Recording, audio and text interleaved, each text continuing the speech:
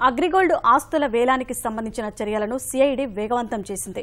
High court ఆదేశాల మేరకు సంస్థ ఆస్తుల వేలం ప్రక్రియ పారదర్శకంగా జరిగేలా చర్యలు తీసుకుంటున్నారు.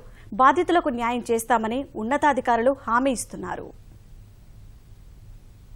న్యాయం చేయాలంటూ అగ్రిగోల్డ్ బాధితుల ఆందోళనలు పెరుగుతున్న నేపథ్యంలో ఆస్తుల వేలానికి సిఐడి అధికారులు చర్యలను వేగవంతం చేశారు. విజయవాడ పరిసర ప్రాంతాల్లో ఆ సంస్థకు సంబంధించిన జప్తు చేసిన ఆస్తుల వేలానికి చర్యలు తీసుకున్నారు. ఈ నెల 7న హైకోర్టు ఇచ్చిన ఆదేశాల మేరకు వేలం ప్రక్రియకు సంబంధించి ప్రకటన జారీ చేశారు. కృష్ణా జిల్లా కీసర, కంచికచెర్లలోని 324 ఎకరాల భూమి వేలానికి నిర్ణయించారు. విజయవాడ సమీపంలోని 8 ప్రాంతాల్లో అగ్రిగోల్డ్ వాణిజ్య ఆస్తుల వేలానికి ప్రకటన ఇచ్చారు. గాంధీనగర్, ఆటోనగర్ లోని స్థలాలతో పాటు ఎంజీ రోడ్డులోని అగ్రిగోల్డ్ కార్యాలయ భవనం వేలానికి చర్యలు చేపట్టారు.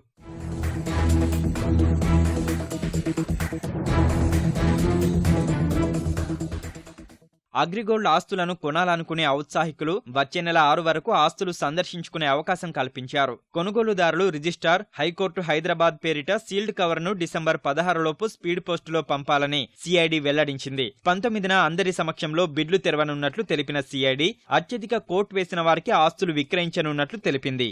అగ్రిగోల్డ్ బాధితులు ఆందోళన చేయవద్దని డీజీపీ సాంబశివరావు భరోసా ఇచ్చారు. అగ్రిగోల్డ్ లో రాష్ట్రానికి చెందిన 19 లక్షల మంది ఖాతాదారులున్నట్లు వెల్లడించిన ఆయన వారందరికీ న్యాయం చేస్తామని హామీ ఇచ్చారు. దాదాపు 32 లక్షల మంది ఈ అగ్రిగోల్డ్ కి సబ్స్క్రైబ్ చేసిన వాళ్ళైతే అందులో 19 లక్షల పై చిలుకు మన ఆంధ్ర రాష్ట్రం వాళ్లే ఉన్నారు. 4,000 కోట్ల వరకు మన ఆంధ్రప్రదేశ్ లో ఉన్నటువంటి డిపాజిటర్స్ కి అగ్రిగోల్డ్ సంస్థ వాళ్ళు ఇవ్వవలసి ఉంటే it's a positive development for CID.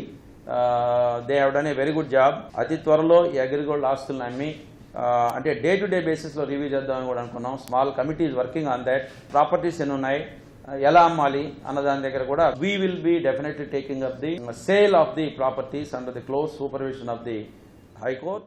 AgriGold బాధితులు నష్టపోకుండా ఆస్తుల ప్రక్రియ పారదర్శకంగా చూడాలని ముఖ్యమంత్రి చంద్రబాబు ఆదేశించినట్లు ఉన్నతాధికారులు వెల్లడించారు.